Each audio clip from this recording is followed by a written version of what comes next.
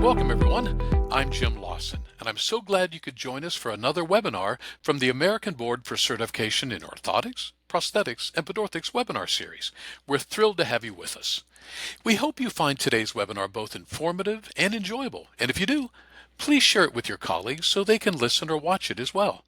Now, I'm especially excited about today's guest. You see, every year or so, I get to sit down with Steve Fletcher, Director of Professional Credentialing at ABC. Steve wears a lot of hats around here, but today we're zeroing in on one very important topic, credentialing assistance. We'll talk about what it means to become a certified assistant, why it matters, and how you can get started. Steve, welcome back. Hi, Jim. Great to see you. Always enjoy our time together. Excellent. Well, Steve, you know I am always up for a good conversation about certification, right? It's true and dear to our hearts. So, why is today such a great time to talk about certification for assistants? Well, I guess two things come to mind, Jim. First, we do continue to get a fair number of questions from the field about assistance. And, to be honest, a lot of the questions are, what is a certified orthotic or prosthetic assistant allowed to do? And what are they not allowed to do? So that's still, there's still some education that could take place, and hence this webinar. The second thing that comes to mind is that as we have observed over the last several decades, actually, the way healthcare is delivered, especially in the United States, it really has changed. And what I'm referring to is the use of care extenders. Anytime you go to receive some type of healthcare, most likely you're going to interact with someone who's not the primary provider of the healthcare you're seeking. It's going to be a care extender of some type or another. That's been going on for decades. I believe O&P has been using care extenders sort of informally and maybe a little inconsistently over the years. I believe it's time for the profession to really sort of move in that direction in a little more of a formal way. And the certification of an orthotic or prosthetic assistant, I think, is one of the key elements of that. Okay, that's an excellent point. You and I speak to practitioners and business owners all over the country, and we talk about the what a certified assistant is able to do, and it seems like they each have their own definition, right, for each practice itself. So maybe you can help clarify us. What is ABC's definition for a certified assistant? Well, I bet we'll get into more details about this as we go here, Jim, but just to start with the sort of more formal definition, really it's pretty straightforward, I think. An ABC certified assistant supports the certified prosthetist and orthotist. They do that under supervision. They assist the practitioner, if you will, in providing patient care services. The supervision that I mentioned is under the indirect supervision definition. Again, all of this is in the ABC scope of practice on our website, and I'm sure we're going to get to that in just a few minutes. The very last section of the ABC scope of practice is called the definitions of common terms. So when you hear me say a term like indirect supervision, that's actually a formal term that we have a definition for, and that's where that is. So certified assistants work under indirect supervision of the prosthetist orthotist. They perform an assorted types of procedures and tasks in the delivery of patient care. They also can participate in the fabrication side of things, not necessarily the direct patient interaction side, but the fabrication side. They perform repairs and maintenance on devices.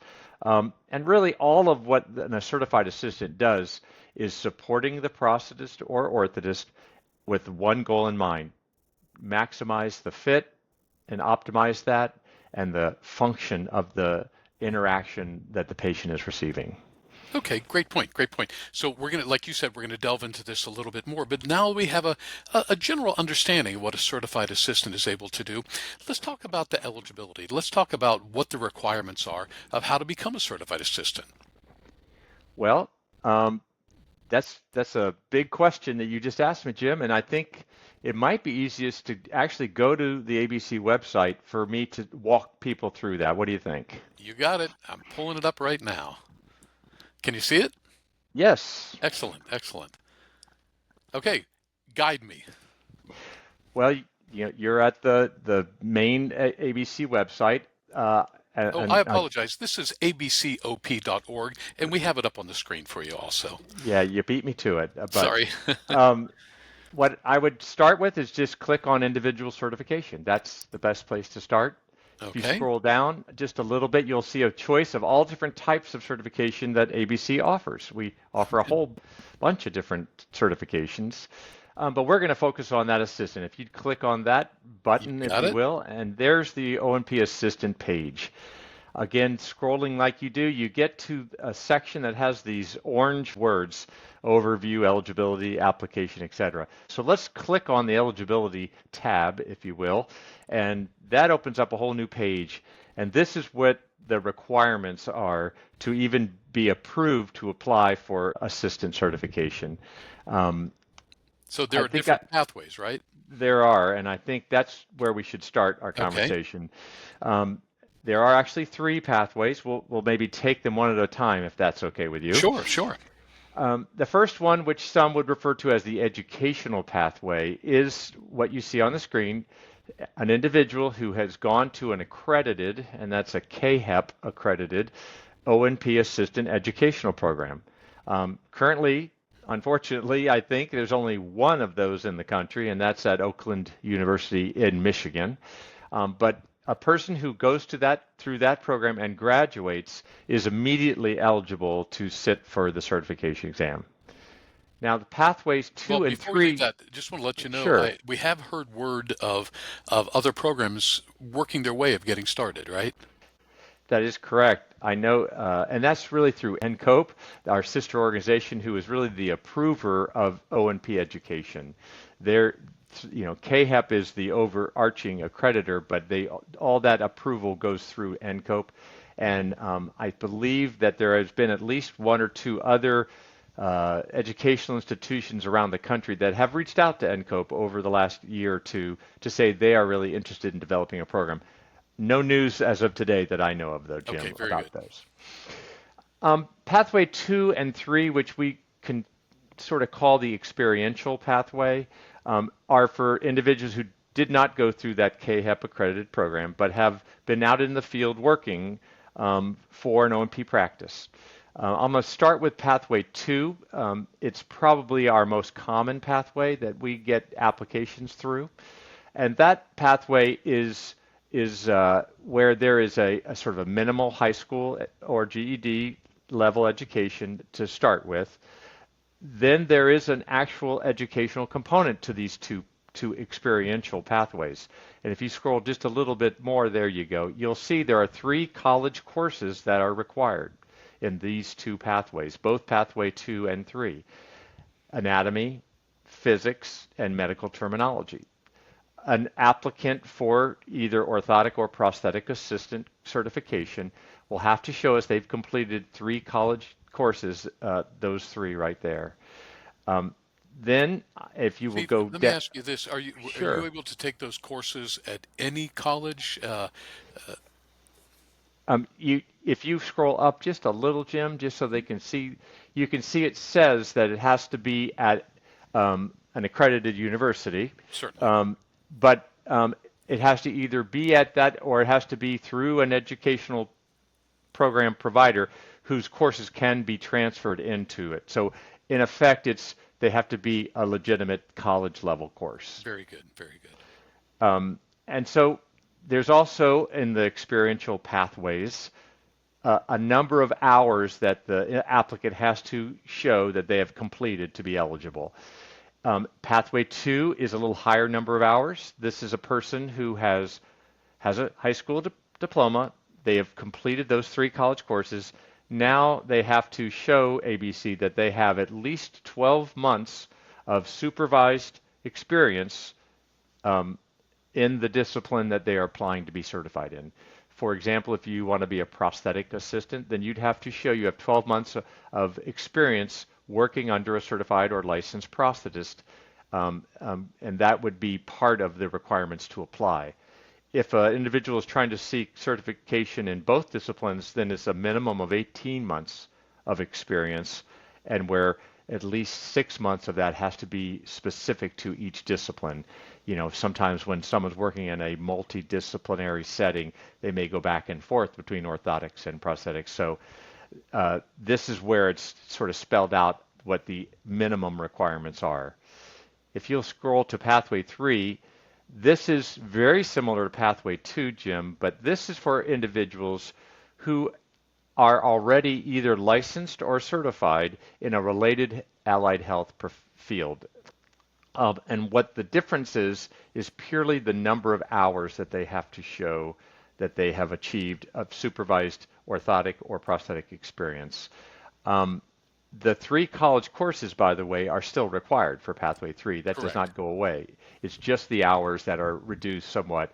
A good example is someone who is, let's say, a physical therapist assistant, and they have a degree and they have a license. They've actually passed that certification, that license exam. They have an active license. They would qualify for Pathway 3. And ABC would recognize that they have some formal education already in anatomy and medical terminology, for example. Okay, very good. So Steve, let's go back up to those orange tabs, and let's take a look at application. To apply for the exams to become certified, the application is all online. Is that correct? That is correct. And I'm glad you went here because I want to add one thing to the eligibility from this application tab. Sure. If you'll scroll down just a little bit, and you will see, and the pathways are shown here. And if you will keep scrolling, please, Jim. If you stop right there, you see that there's this thing called the Assistant Competency Attestation. If you click on that, Jim, it should open up a page and it'll give an example of one of those. Hopefully it does that. Right here. And I can't see it, so it might have opened Okay, it. There you there go. we go. And I just want to very quickly point out that this is a requirement for the application. And what it really does is it has that prosthetist or orthotist who is supervising those experience hours for the individual to be eligible to seek certification. This is an attestation from that prosthetist or orthotist that shows that they really obtain these knowledges and skills during their experience hours. It's a very detailed list. I don't think we want to go into the details on this webinar, but the attester has to be a credentialed person who can do that. And so that is something that is a part of the eligibility, if you will. It comes in when they go to apply, and that's why it's in the application tab. But it's a critical part of those hours being meaningful, Jim, and that's the point I wanted to make. It's not just be employed necessarily at an O&P practice for 12 months or 18 months. It is that you possess this knowledge that's broken down on this attestation form, and that you've demonstrated to your supervising prosthetist or orthotist that you have these skills. One last comment, if I may, about this attestation form. It is not simply another part of the application to just fill out, check the boxes, sign it, and send it in. You have to do all that. But what we view this attestation form is an attestation that this person is ready to sit for the certification exam. Because if the supervising orthotist or prosthetist goes down this list and they identify areas, they say, well, wait a minute, I don't know if you've really had exposure or experience in this one area that's listed on this attestation form. Let's work on that. Let's talk about that. Let's get you some experience in that area so that we can, accurately mark you as competent here. It's not just to fill out the form, it is also to prepare the individual to what they're going to see when they take the certification exam. Yeah, so if this is not completely filled out correctly, they're going to struggle on the exam, right? Absolutely. All right, well, let's go back. Now, let's go back to the exams. Let's talk about the exams. What can a candidate who is taking the exam, what can they expect with the exams? Well, let me give you some logistics, if I could, right up front. The exam is a multiple choice exam. It's 165 questions, as you can see. It's offered every other month, so it's offered 6 times a year. It's currently in a cycle that is February, April, June, August. You get the point. It's every Sure, other month. sure. We have 2 week windows, and once you have applied by the deadlines that are in place, which are really important to always remind everyone, there are a lot of deadlines of when you have to apply to be eligible to sit for a particular testing window. You have to pay attention to those, but then you will have a 2 week window to schedule your exam. There, you can take it two different ways now, Jim. There's either going the traditional way to a testing center. Typically, there's one in most people's communities or within an hour or so of a drive of where they live. There's over 600 of them around the country available. Or a newer way to do it is taking it via remote proctoring. And what that is that the candidate once they've applied to ABC, been approved to take this exam, now we refer to this person as a candidate, they can schedule to take the exam from home on their own computer. It's a really great, convenient option for a lot of people who work full time. It can be in the evening, it can be on weekends, and so there's a lot of flexibility. But I have to mention, Jim, because we have some folks that run into some issues, that you have to have the right kind of computer, and it has to be the right kind of setting to do a remote proctored exam. You cannot do it in the middle of the cafeteria at work. You can't do it in the middle of your kitchen at home and there's people walking in. That would not work. It has to be a private area. There's a lot of technology that goes into doing a remote proctored exam. I won't go on and on about it, but it has to be done correctly, and there's all sorts of instructions both on our website and our testing company's website about what you have to do to prep and what type of a system you have to do a remote proctored exam, but it is an option. Okay, very good. So the exam itself, first of all, I want to make it something clear. These are two separate exams for the disciplines, right? One in orthotics and one in prosthetics, correct? That is correct. They're two completely separate exams. Okay, and you said this is a multiple choice exam. So for example, ABC will ask a question, they'll give you options to choose from, and there's one correct answer. Is that right? That is absolutely correct. And I like to make this point and emphasize this, Jim, because some people think that the exam might have, fill in the blank or true, false, or all different kinds of questions. That is not the case for any of ABC's multiple choice exams. Okay, very They good. all follow the exact same format, 4 choices, one clearly correct choice, and 3 not correct choices. And so that's what a candidate will run into. Okay, I'm glad you clarified that. What type of things can they expect on the exam for the assistance exam?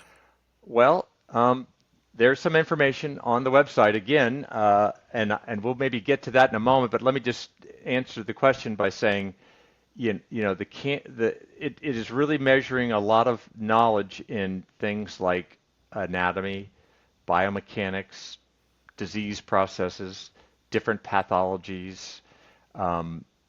It also asks about material sciences. It talks about professionalism and ethics as well. And so it goes across a whole spectrum of topics, and it's built in sort of a practice domain framework. And we might get to that in a moment when we look at some other resources on the website. Okay, very good. So you mentioned preparing for the exam itself. You listed a lot of things here. I want to mention this. If you take a look at here, we have exam prep materials. And we are adding more information and more prep materials to this as we go. So I just want everyone to know that when you are preparing for this exam, ABC also has prep materials. I can scroll down back and forth on this, and there's different options to choose from. I encourage everyone, if you are preparing for the exam, please use these. Please look at these. There's some really good information there. Do you agree with that? I do, and it really breaks down, a little bit at a high level of how does the exam created, and it talks about, for one example, it would be the test content outline of the exam, Yeah. and you can see it on the screen there. We don't necessarily have to go there, but if they click there, they will see the breakdown, either the orthotic exam and separately the prosthetic exam. What percentage of the exam is in each what we call practice domains? I think that information is very easy to get to, Jim, and it gives the person who's going to take the exam a little bit of an idea of how to start to study. And while I'm talking about studying, I will make a comment that the certification exam for the orthotic and prosthetic assistant is not easy. That may Okay. sound like a funny statement for me to say Well, I'm glad out of you're the saying it blue. now. Yeah. Well, I think what I'm getting at is that it is not something that a person could just work for 12 months, get some good experience, and then apply, be eligible, take the exam. I believe they would run into some challenges because, every day at work at a typical O&P practice, they're not really talking about anatomy the way you would to study for a test. They're Right. not really talking about biomechanics in the way that you need to be prepared to answer a question. So the bottom line, Jim, you really have to study before you try to take this exam. Very good. Very good. Words of advice. You said this was a 3-hour exam. Am I correct? That is correct. It is 3 hours that an individual gets to complete the exam. The time you'd be there would be a little longer because there's some introductory screens and you have to go through some things. But when you start your exam, the clock starts and you get 3 hours. Maybe I could also mention that once you're approved to take the certification exam, you are given 4 attempts at the exam to pass it, and you have a 3-year period to do that in. Okay. So if and hopefully this is not the case for too many people, but if for some reason those 4 attempts that were unsuccessful, or for some reason life happened to a person and the 3-year period expired, then you would have to start over, if you will, and reapply and be approved again to be able to have another eligibility period. Okay. Well, let me ask you this. We know the requirements. They meet the requirements. The candidates they apply for the exam. They pass the exam, successfully pass the exam within that 3-year period. Um, what is exactly the assistant scope of practice, Steve? Yeah, I know I just gave you sort of the formal one earlier here, but let me let me sort of put it in some words and highlight a few things that we get questions about.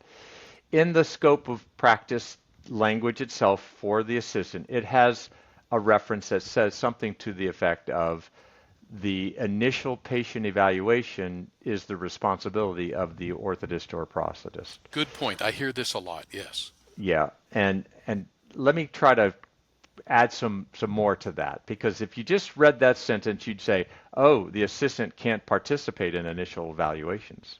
That is not the case, Jim. What it's saying is that the supervisor, the prosthetist or orthotist, is responsible for that initial evaluation and has to be involved in it. Um, let me dig down a little bit more. And by the way, the other part that the statement says in the scope is that the formulation of the treatment plan is also the responsibility of the supervising orthotist or prosthetist. That usually comes hand in hand with the initial eval. That's all sort of one visit, just put it in basic terms. Sure. A new person calls the O&P office. They say, I have a prescription from my physician to come and get a custom orthotic device or a prosthesis. I come in, I've never been here before. There's an initial evaluation. And then during that evaluation, the prosthetist or orthotist is going to sort of formulate what are we going to do to provide care for you? What's going to be the intervention that we're going to suggest to the physician often or even just in the interaction with the patient? That initial evaluation, the core elements of it, and the formulation of what's going to be provided to that patient is really the responsibility of the orthotist in process. However, the certified assistant can participate in that visit quite a bit. Let me give you a sort of a little bit of an explanation of that because it is not this sort of cold line that says, oh, this is a new eval for a patient. The assistant goes out of the way and the orthotist comes in. It is a team effort. Every time, think about when you go to a physician appointment or a physical therapy appointment or something like that, you may not always see the physical therapist or the physician. You may see a physical therapy assistant. You may see a physician's assistant or a nurse practitioner or a nurse. You're going to see other people. You'll probably see the physician as well, but some of that visit is going to be accomplished by others. That is the care extender model that I referenced earlier, Jim. And so even though it's a new eval and treatment plan is going to need to be formulated, that does not mean that the certified assistant it does not have a role to play during that visit. And it may have a pretty big role as far as doing multiple things. And I can get into that as we go and give some specific examples. Okay, okay. The it, real quick thought here. They need to have continuing education as well as all the other disciplines. Am I correct? Certified assistants have their own specific requirements for CE, and it's again over a 5-year period, just like all ABC credentials. I believe for a certified assistant, it's 50 credits over 5 years, Right. and so it's similar to other credentials. So I think 25 would be in category one science, and then up to 25 in category two business with that. That's Okay, very correct. good. Excellent, excellent. So we've covered what the assistant is, the requirements, their scope of practice. Can you share some kind of worldwide benefits, real world benefits of having a certified assistant to practice? Why would I want to become a certified assistant? Or maybe even more importantly, why should business owners consider adding them to their teams, certified assistants? Yeah, that's the big question here of our topic today, Jim. And I'm going to take a slight diversion here for a second Sure. because it's a real common conversation I have with business owners. And that's about, well, what's the difference between a certified assistant and let's say a certified orthotic fitter? Great point. I'm an O&P practice. A typical O&P practice has a fair, a fairly high number of orthotic patients versus prosthetic Prosthetic. patients, Mhm. excuse me. So the volume of orthotic patients coming through the door, so to speak, is quite a bit higher than prosthetic patients typically. So a business owner, a practice manager may say, okay, I like the care extender idea, but what fits better to have an individual who's certified as an orthotic assistant or someone who's certified as an orthotic fitter? What's the difference? And I think there is some confusion about that. Um, well, right there, the, I, when I say the average O&P practice, is there really anything such thing as an average practice, Jim? There's no way in the world you can say there's an average practice or a Uh, uh, typical practice. Yes. exactly. And so what I like to share with business owners is, well, tell me a little bit about your practice, your particular practice. What is your population of your patients? Do you get, just making things up here, Jim, do you get 25 walk-ins every day of patients who need some type of a prefabricated orthotic intervention? They need a walking boot, they need a wrist splint, they need a cervical collar for a sprain or a strain of some type in their neck. Do you get a lot of that population of patients? If that's the case, then an orthotic fitter may be a good fit for you. But if your practice is focused, like the majority of it are custom level patients, custom fabricated interventions, either orthotic or prosthetic, then a certified assistant would maybe be a better fit from you. So it starts, Jim, with a practice manager or an owner to understanding what their needs are specifically in this area. Um, because the difference is, and I tread into this lightly because this gets confusing to some folks. An orthotic fitter has their own scope that's independent and doesn't need supervision. But that scope is limited, if you want to use that term, to prefabricated devices only. So yes, the certified orthotic fitter does not need to be supervised by the orthotist if they're providing prefabricated devices. Yes, everything that a certified orthotic assistant does has to be supervised by the orthotist. However, the scope of services and devices that an orthotic assistant can provide is across the whole spectrum, not just prefabricated, but also custom fabricated.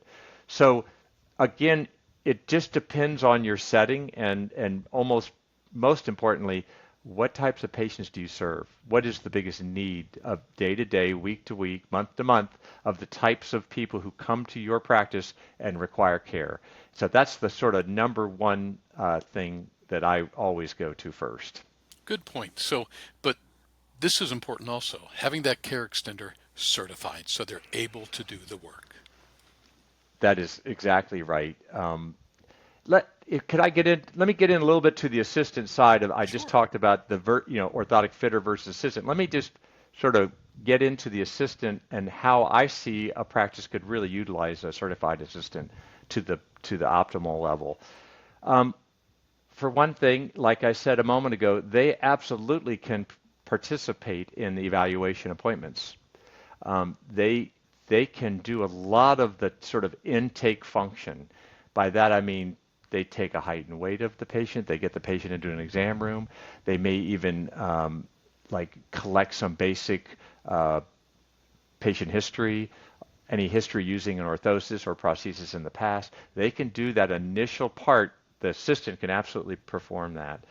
Um, Another thing that assistants can do is perform the outcome measures that are becoming more and more a part of practice in O&P. Some outcome measures are just a survey of the patient and they just answer a questionnaire. Typically, they do it with someone to help them sort of go through the survey.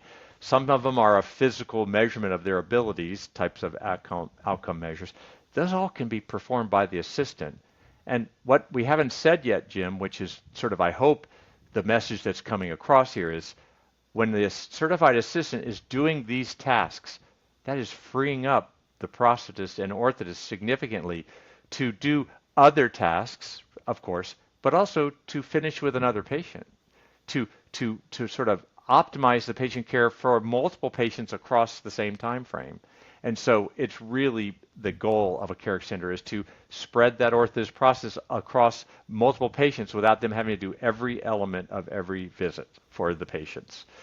Um, I could give you a little bit of a sort of story about how I would use them in the past. Is this a good time for that, you Sure. think, Jim? This is a perfect time for a story. Well, it's more of a description than a story, but we'll see.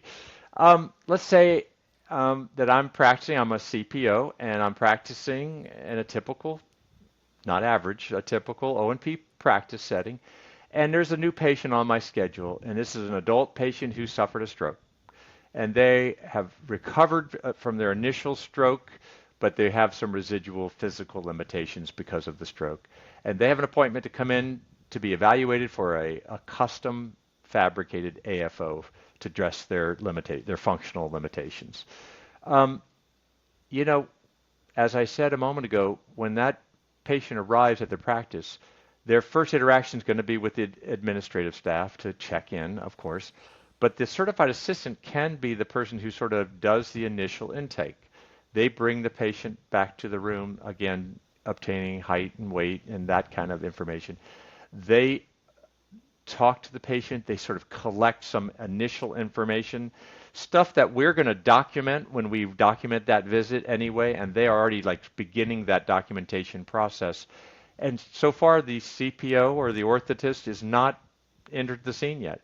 But all of that, those tasks, those procedures are already being performed, and the patient's there on time, which we always hope is true, and they are being seen in a timely way, while the CPO is still finishing up with the previous patient potentially.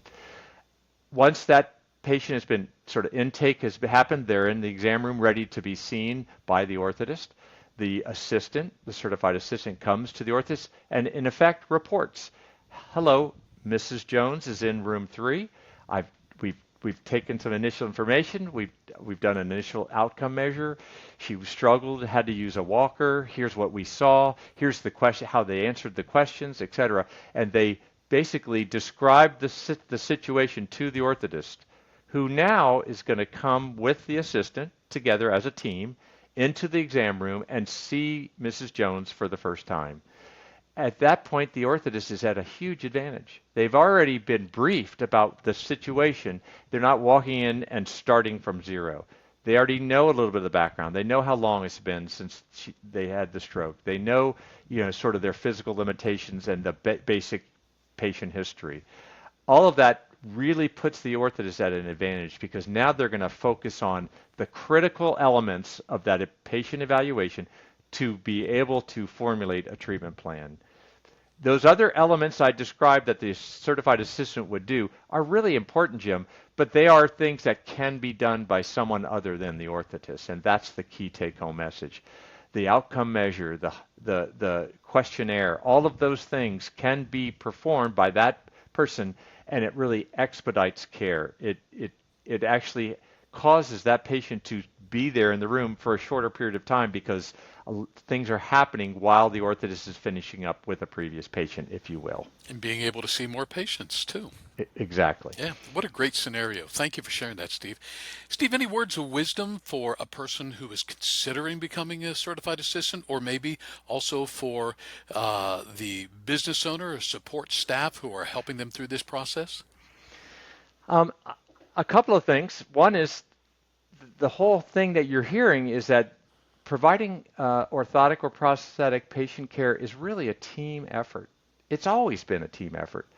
You know, maybe when I was a very young CPO, it was a little different world. And, you know, I not only saw all the patients by myself, but I also fabricated a lot of the devices by myself. But that world is quite a long time ago. And so there's a whole team now that is the ideal way to be the most successful in delivering O&P care. The technician plays a huge role. They typically are the ones doing the fabrication of the device.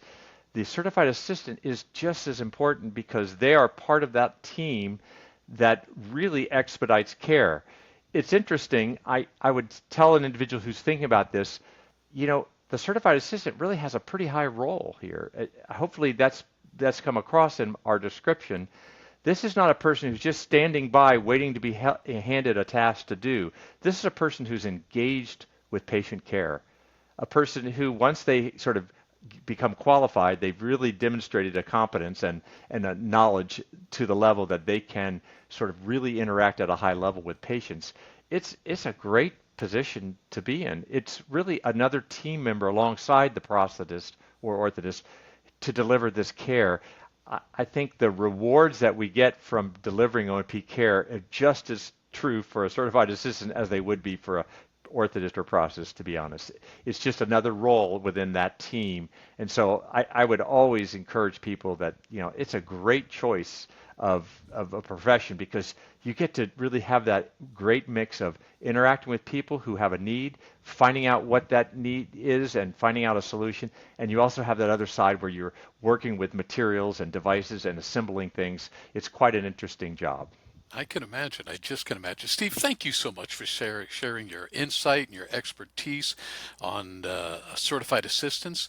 And I would remind all of our listeners, you can find all of this information, as we said before, at abcop.org. Steve, thanks so much for being here. Always a pleasure, Jim. Thank you very much. Certainly. Well, that's a wrap for this webinar. I hope our conversation with Steve and myself has inspired you to consider becoming an ABC certified assistant or to support someone else on that journey. Remember, there are so many benefits for the practices and profession, but most importantly, for the patients. So if you have questions about ABC's programs, services, or credentials, visit abcop.org, as I mentioned before, or you can also give us a call at 703-836-7114. Now, if you have any future ideas for webinar topics that we'd like to do, we would love to hear from you about those. Email us, please, at marketing@abcop.org. Thank you again for tuning in. I want to thank Steve Fletcher, my guest again. I'm Jim Lawson with ABC. Join us next time as we continue to explore all things orthotics, prosthetics, and pedorthics. We hope you have a wonderful day.